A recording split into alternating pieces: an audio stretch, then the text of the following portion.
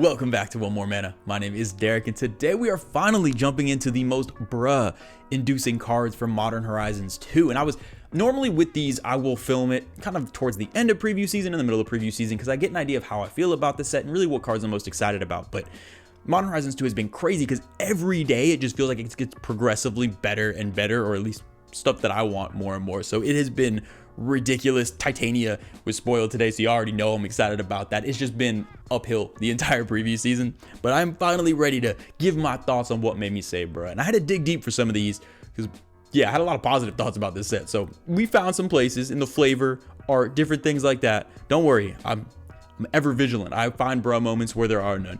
They're always there somewhere. But if you want any of the bruh inducing cards or any of just the beautiful, amazing cards in this set, head on over to TCG Player. TCG Player is phenomenal. Any card you can be looking for, you'll find them there. And the best part is with all the different variants now, there's like 30 different versions of each card. You just want to pick up singles, TCG Player will have exactly what you're looking for. And if you use the affiliate link down in the description below, you can help support the channel in the process. We always do appreciate all the help. Now, let's jump into this list. So if this is anybody's first top 5 bruh video, then let me kind of get into what that means. And it has a variations of meaning. There can be the negative bruh, where you see something and you just know, like when Chulane was spoiled, you read it and it's just like, bruh. Or it could be something exciting, like you see when I saw the new Titania, I was like, bruh, like kind of bouncing up and down a little bit with a ridiculous smile on my face. There's all types. It could be the unbelieving bruh, where you see it and you're like, this card doesn't make sense and it's a bit of a bruh. So very, very versatile. Depends on how you want to use it.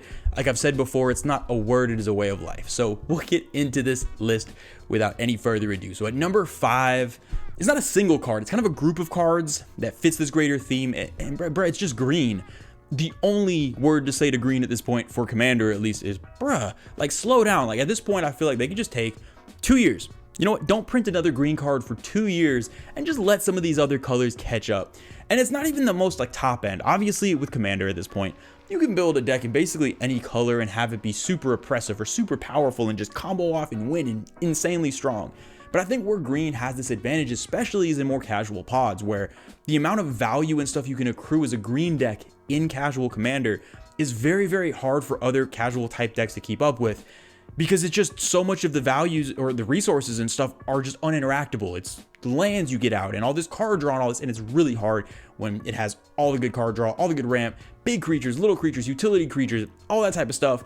And I feel like nothing represents it better than the fact that it both got a green Urborg and a green Yawgmoth's Will in the same set. So green, you're doing too much. Just slow down and we'll get back to you in a couple years. You're plenty far ahead. You don't have to worry about it too much.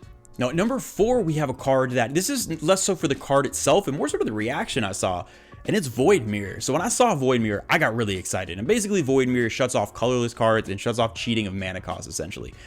Now, don't get me wrong. If I'm sitting at a table and someone's playing their like Karn Silver Golem deck, or if someone's playing Traxos or something like that, I'm taking this card out of the deck, or I'm pretending it's a basic land, or I'll exile it from my hand or some crap. I'm not trying to do that to people. But one of the things that's one of the biggest challenges, and I find it really fun with Commander, is Commander is so broken that people are always cheating spells and basically casting things that should be casted very late game way too early in Commander. And there's so many commanders that let you get around actually casting things the correct way, quote unquote. And this card is great because it stops that. It stops nobody from playing fair magic. It stops nobody from really just casting cards one by one. But if someone's trying to cascade out of control or use like a Golos ability or some crap like that, it stops them. And I love having effects like this. Now it's a little narrow and I don't know how many decks I'm gonna be able to actually fit it in, but I want more effects like this because I love, to me, this is the best type of slowdown where you're not stopping anyone from untapping lands. You're not stopping anyone from casting spells. I really think a card like this can have a cool home in even casual pods from trying to slow stuff down. So love the card, but I was pretty surprised at how many people really disliked it and really hated it. And that's where I was like, bruh, come on. Commander is all about cool stompy giant things, but every once in a while a little speed bump is at least for me personally, I don't think it's a bad thing. Now at number 3, we have a card called Search the Premises. Now I love Search the Premises as a card. So cool. I love clue tokens. There's a lot of cool custom clue tokens. Just the basic ones are super cool. They help you draw cards. It's really good for white, artifact synergy. There's so many things to love about this card. And when I saw it, there was only things to love. The art looked cool and everything. And then I got to that flavor text, and the only thing I could say was bruh, because they're coming after my boy Geralf, and I am not okay with that. Why would anyone want to be hunting down Geralf? If y'all aren't familiar with Stitcher Geralf, especially the commander, that commander has never hurt anyone. That card is doo-doo. You literally, if you play this and you knock out a player, you deserve so much praise. I have tried to get this card to work for so damn long. It is terrible. Don't hunt him down. If y'all are trying to hunt down a commander or a legendary creature, hunt down Chulane, hunt down Corvold, hunt down Urza. Leave Geralf alone. He didn't hurt anybody. Now at number 2, we have Grist, the Hunger Tide.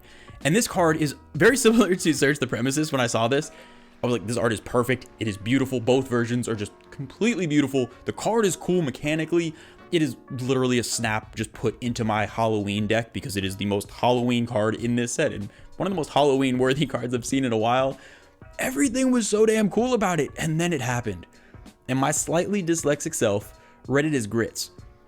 And that changed everything, because if you look at the art for both of these, and it's got a very like maggoty, wormy vibe to it, and every time I see this card now, I think of the image of these oozy, weird, wormy, squirmy things crawling out of a bowl of grits, and I gotta say, not quite as cool as the original vibes I got. Now it's kind of disgusting.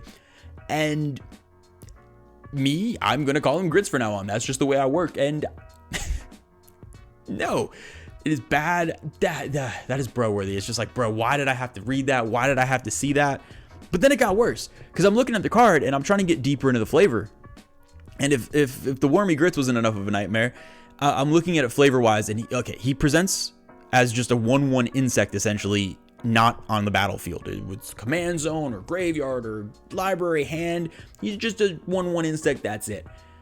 But once it hits the battlefield and shit starts going down, turns into this giant skull-faced monstrosity. And all I was thinking of flavor-wise is, look, I don't like bugs.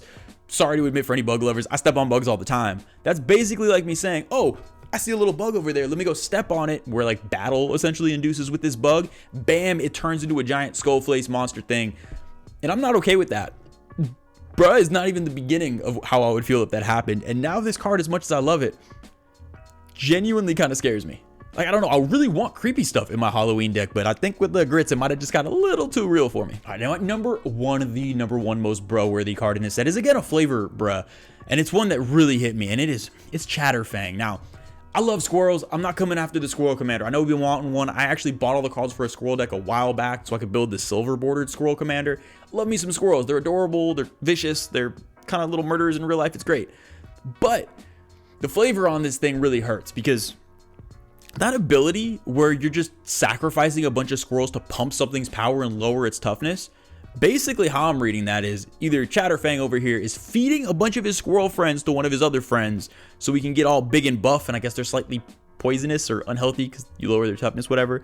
So he's either feeding his squirrel friends to his boys, or he's going ahead and just chucking his little squirrel buddies at the opponent, just chucking them and sacrificing them in the process. I mean, that's a savage ass squirrel, but why? That is disturbing. The whole point of me wanting to play squirrels is, oh, look how cute they are. They're super adorable. There's all these different tokens you can get. They look all fuzzy. And now you finally get a squirrel commander or just murdering the crap out of all of them. Bruh.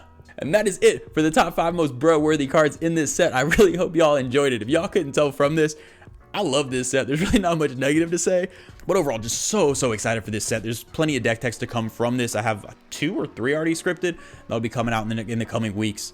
I love it so much. What are y'all's favorite cards in this set? Are there any cards that you're not looking forward to playing against in this set? Because there's some really cool mechanics, some really interesting stuff. So if there are any bro-worthy cards I did not call out, let me know in the comments down below. Check out Commander Petty, 8:30 Eastern time every Saturday night. It is always fun. It is always petty. And we always welcome some trash talk to throw in because there's only 4 of us. That's not enough trash talk to go around. As always, a huge shout out to all the patrons. We love and appreciate y'all so much. Thank you, as always, for believing in what we do. Yeah, and so much Modern Horizons 2 content to come. So until then, I will see y'all next time.